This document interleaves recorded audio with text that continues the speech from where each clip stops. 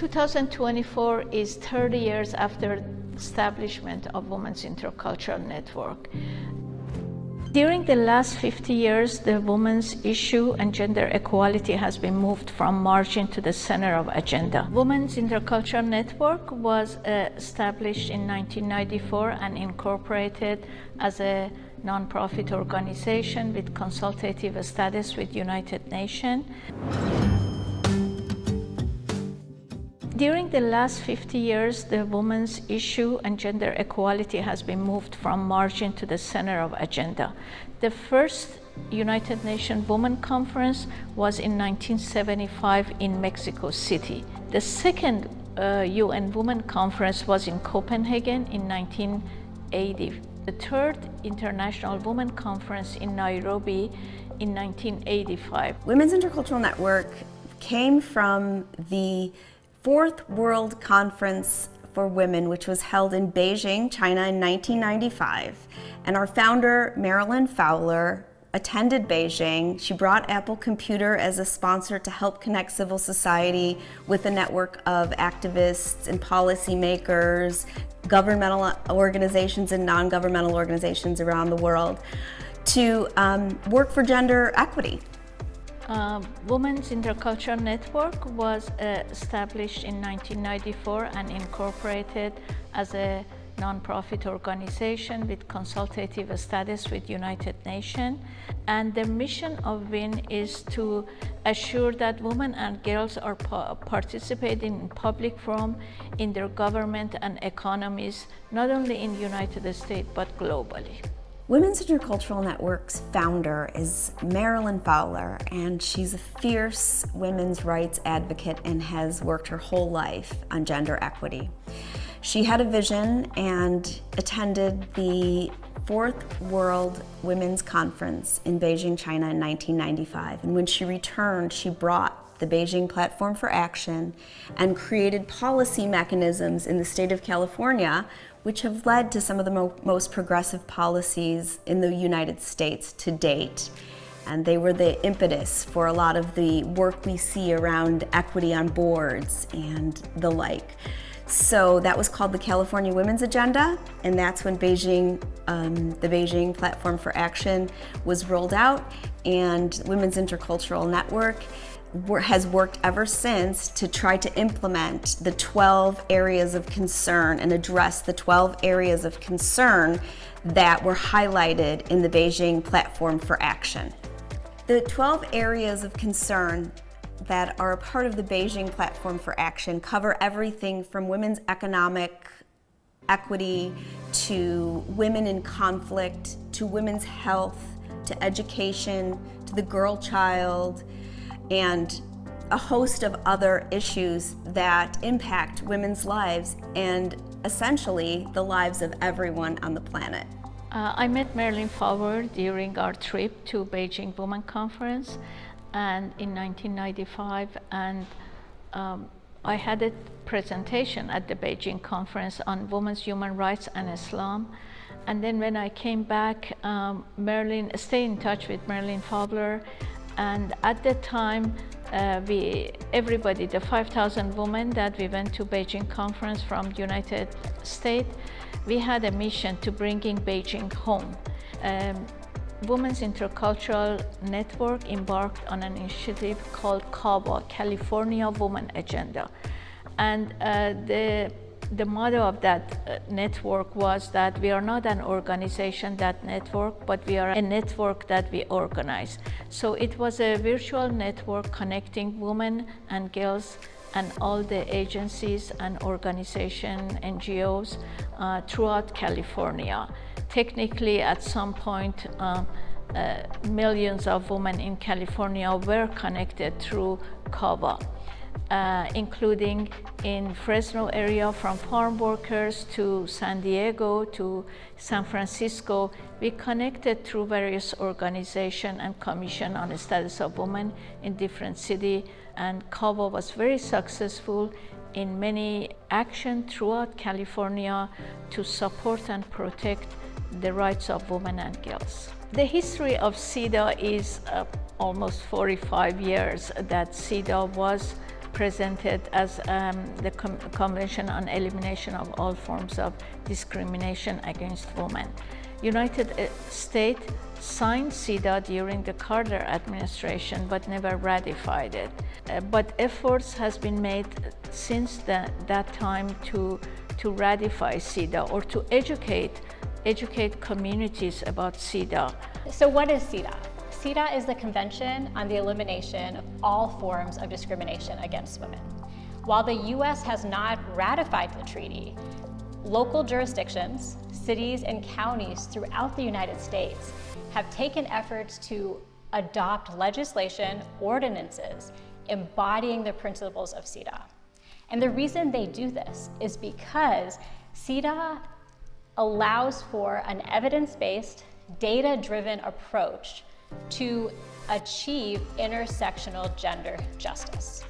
And so it is legislation that provides local government entities with a method, an evidence-based method, to identify, analyze, and eradicate discrimination through removal of barriers, impediments that women and girls face. And so this is incredibly important because this, in the legal realm, we call disparate impact. So it is looking at the discriminatory effects of policies and practices that seem neutral. They seem to apply to everyone equally. But in practice, when implemented, they are disproportionately, adversely affecting or not providing equal access to certain groups of individuals. So this convention is commonly known as CEDAW, and women's rights activists all around the world are very familiar with CEDAW. Unfortunately, in the United States, women are not as familiar with it. But there has been a lot of momentum to generate attention and to understand how CEDAW can be used as a mechanism to advance gender equity and across all of the areas of concern that were mentioned in the Beijing Platform for Action. So CEDAW is something that WIN has taken under their purview to help to educate local communities and to inform policies and coalitions and how they can advance gender equity at the local level. So the United States has not ratified CEDAW, the United Nations Convention on the Elimination of All Forms of Discrimination Against Women and Girls, which is why local jurisdictions have taken efforts to adopt legislation, ordinances, embodying the principles of CEDAW. And so what this does is it allows local jurisdictions to have, as law, an evidence-based, data-driven approach to achieve not just gender justice, but intersectional gender justice. So the importance of data cannot be understated. In my experience, I've personally had the privilege of working with data experts to use data, government data, programmatic data, to demonstrate how there is a more effective and less discriminatory way of administering a program, administering a service, and ensuring that there's equal access to opportunity for all residents of a jurisdiction, regardless of race, regardless of immigration status, regardless of gender. So WIN has been pivotal, and WIN Cities for CEDAW movement have been pivotal in advancing and asserting the rights of women and girls in the region where I work in San Diego County. And so since then, I've been very much involved in reminding colleagues, whether they're advocates or whether they're officials, in reaching out to WIN, reaching out to Cities for CEDAW to ensure that they're receiving the pipeline to the information, the education, and the resources that Cities for CEDAW has to assist jurisdictions in applying this framework to advance and assert the rights of women. After Beijing Women Conference, the board of Women's Intercultural Network was thinking to connect with women in other parts of the world because we were established as a global women organization. One of the initiatives also of Women's Intercultural Network was to create Circle. And the reason we call it Circle because there is no power dynamic in the circle. We didn't want to have a chapter of Women's Intercultural Network in different countries, but just a circle. So to exchange information for empowering women and girls in both here and in the respective country. So the first circle was with women in Japan, focusing on comfort women during the Second World War. The second circle was with women in Uganda, that a delegation of Women's Intercultural Network went to Uganda, and subsequently we invited a delegation of Ugandan women to come to California, just experience talking to NGOs, to the establishment, to women's shelter, and all the agencies that we have for women's rights and dignity. The third circle was with women in Afghanistan after Taliban was ousted and the government of Karzai was established in May of that year. A delegation of Women's Intercultural Network, which I was part of it, we went to Kabul in Afghanistan, and we stayed there 3 weeks, and we were trying to understand in what ways we can support the plight of women in Afghanistan for gender equality and empowerment. So part of my mission in that trip was to bring Afghan women NGOs in Kabul together, because the influx of money to Afghanistan on gender issues and empowerment of women brought a little bit tension. And as a mediator and gender equality activist, I was listening to all these women NGOs, and then we were successful in bringing them together prior to our coming back to United States. And after that, we invited a delegation of women from Afghanistan, a diverse delegation of women from Afghanistan, to California. And we kept that relation going on. We contributed through that network and our sister organization in Afghanistan to various empowerment projects in Afghanistan, and also to establish women studies program in University of Kabul. We contributed to that. The fourth circle was for Iranian women, that not only with women inside Iran, but Iranian women in diaspora, particularly women in California, Iranian women in California. And so these are the circles that Women's Intercultural Network has created during the course of 29 years, and still we keep relation with these circles, and we're hoping that we expand the concept of circles to other countries. And the two countries that I'm hopeful that gonna be our next two circles is with women in Kenya and Nepal. Our circles are a part of a broader umbrella, and that broader umbrella is WIN. And WIN has reach globally and its context locally. And I think you've heard us talk about, think globally and act locally.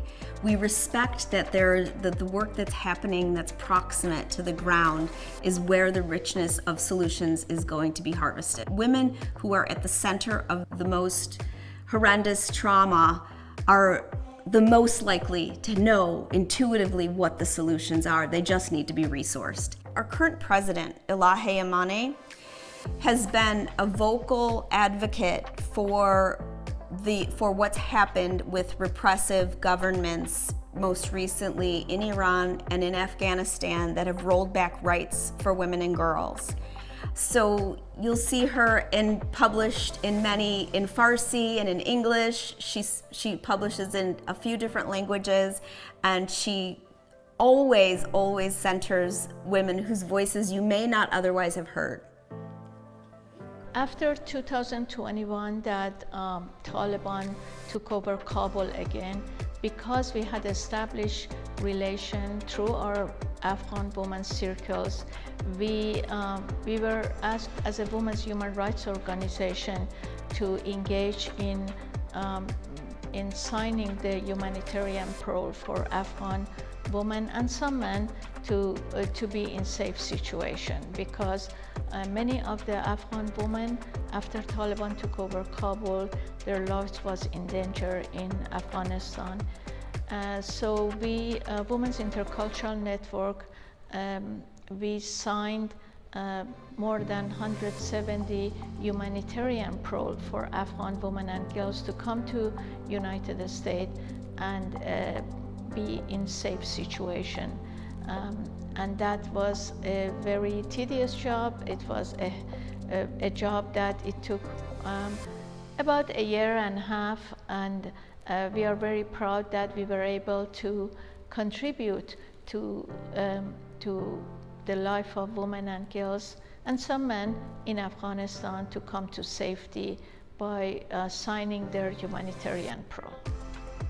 2024 is 30 years after establishment of Women's Intercultural Network, and we are embarking of a decade of advocacy on CEDA and expanding the circles of Women's Intercultural Network.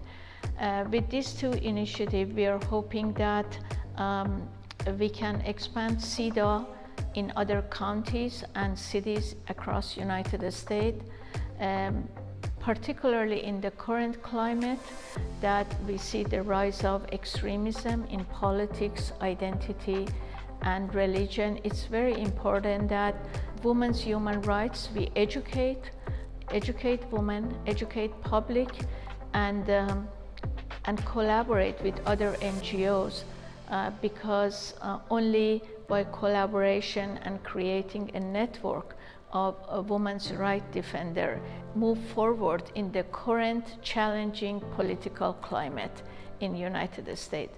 So I'm hoping that both on CEDA and global circles, we take a step forward and expanding on cities and counties that embracing CEDA in United States, and also advocating for women's human rights globally, particularly gender apartheid in Iran and Afghanistan, and also expanding on our circles and sharing the knowledge and experience with women globally. Women have shared challenges, and only together we can make change possible. If you're passionate about human rights, if you're passionate about gender equality, if you're passionate about the future of humanity, and if you're passionate about addressing the challenges that we face, then please consider being a part of Women's Intercultural Network. We would love to have your wisdom, your voice, and your advocacy.